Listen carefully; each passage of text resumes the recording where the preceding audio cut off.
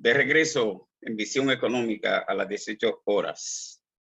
Alejandro Noel y un servidor con este estilo de analizar los acontecimientos económicos, sociales y políticos de la República Dominicana y del mundo. Estamos analizando en esta tarde los acontecimientos que se están desarrollando específicamente en Ucrania a raíz de la ocupación que en el día de ayer hizo Rusia de parte de su territorio a la fuerza, es decir, utilizando las tropas terrestres fundamentalmente, pero pendiente de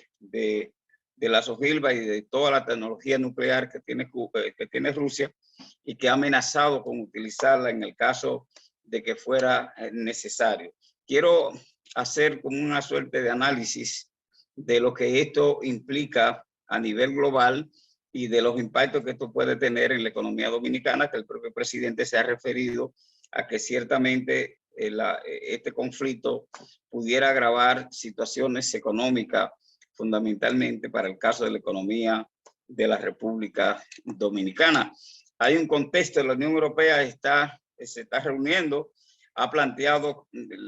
una serie de bloqueos, pero los bloqueos que están planteando es fundamentalmente al sistema financiero y al sistema de transporte aéreo fundamentalmente, es decir, a los bancos rusos poniéndole una serie de limitaciones y de controles para evitar que se hagan operaciones en el marco de este conflicto. Por otra parte, en la parte aérea también amenazando con paralizar lo que es el transporte aéreo de Rusia. Pienso yo que las medidas debieran ser un poco más drásticas. En el caso de Estados Unidos,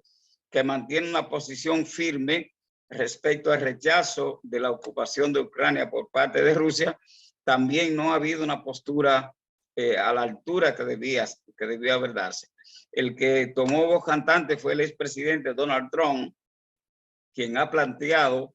que si él hubiese sido el presidente actual de los Estados Unidos, esto no sucede y que Rusia se atrevió a hacer lo que hizo por la debilidad que tiene los Estados Unidos en esta coyuntura histórica. En cierta medida estoy de acuerdo con la posibilidad, y es raro, muy extraño para mí que yo esté de acuerdo con Donald Trump, porque tenemos diferencia profunda en la manera de ver los acontecimientos y de las acciones, pero de todas maneras, yo creo que sí, que la debilidad que tiene Estados Unidos después de la crisis postelectoral en los Estados Unidos permitió que Rusia se atreviera a hacer una provocación de este nivel. Yo repito lo que dije ahorita de China, que el presidente de China,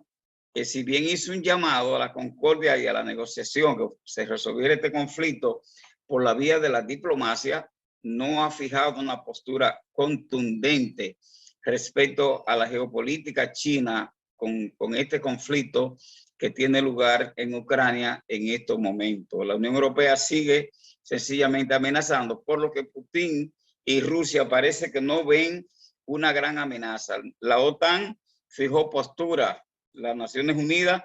también tiene una postura, pero Rusia no tempera bajo el señalamiento y bajo las observaciones que le están haciendo estos organismos de carácter multilaterales, de los cuales China también tiene implicaciones geopolíticas.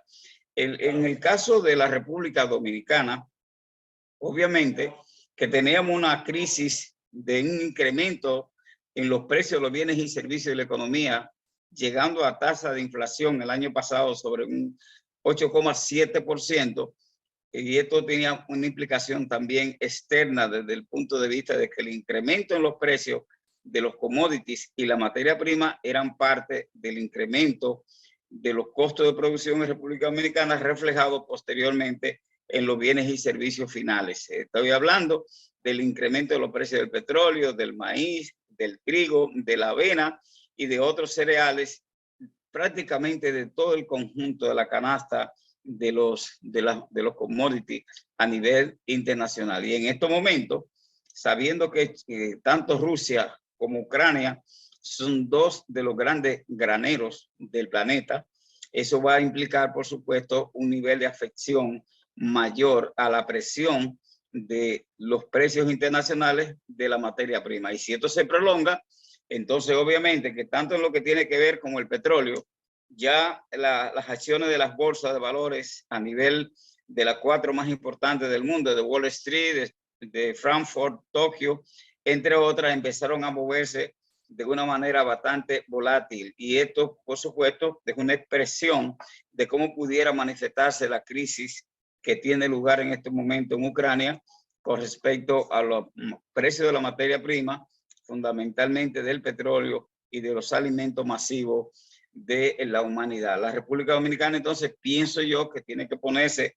en alerta, no solamente la población dominicana, sino el gobierno, como representante del Estado de la nación, tiene que activarse, tiene que hacer los análisis, tiene que dar las orientaciones de rigor, de manera que la población entonces pueda estar atenta a lo que va a acontecer, a cómo esto va a implicar un mayor incremento en los precios de los bienes y servicios. La semana pasada, los diferentes sectores de la economía estaban planteando que se estaba haciendo prácticamente insostenible la adquisición de los bienes alimentarios en la República Dominicana por el incremento de los precios. Y ahora, con este conflicto bélico, pues por supuesto que va a tener un impacto. Y esperamos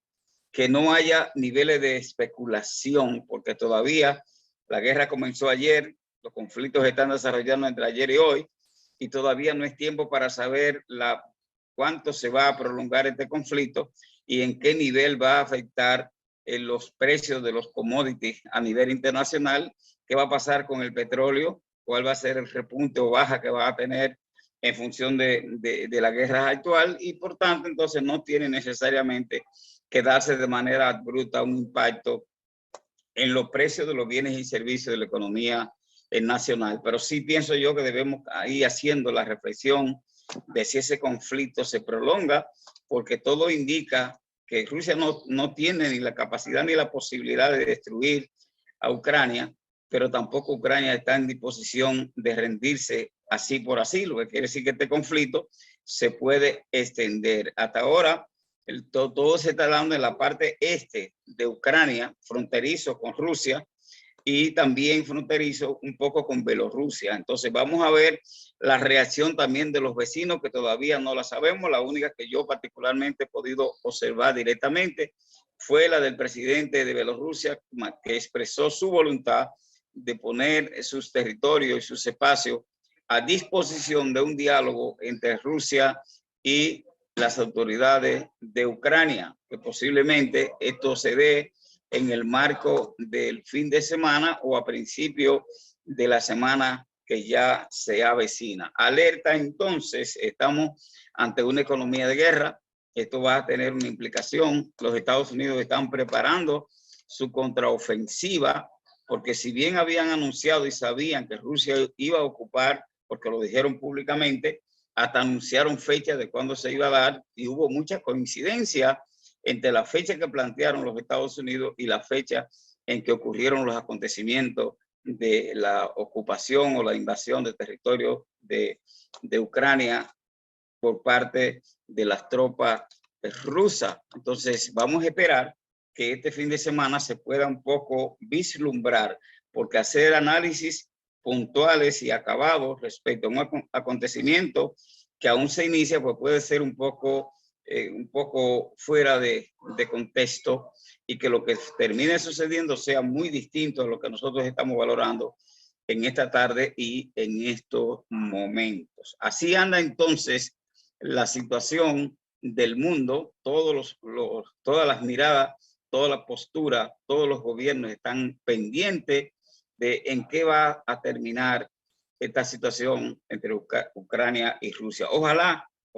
es el deseo. No es un asunto de fe, no es un asunto religioso, ni es un asunto de esperanza, es un asunto geopolítico, y uno dice ojalá no se dé el conflicto más allá de lo que hasta ahora se ha estado dando. Pero esto no es un problema ni de fe ni de deseo, esto es un problema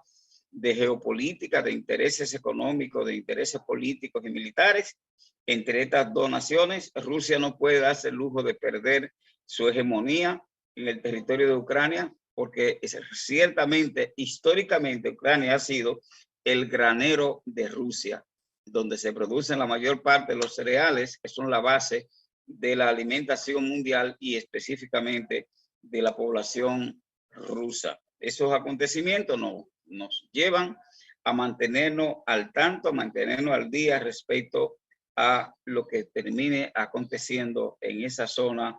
de, vamos a decir, Euroasia,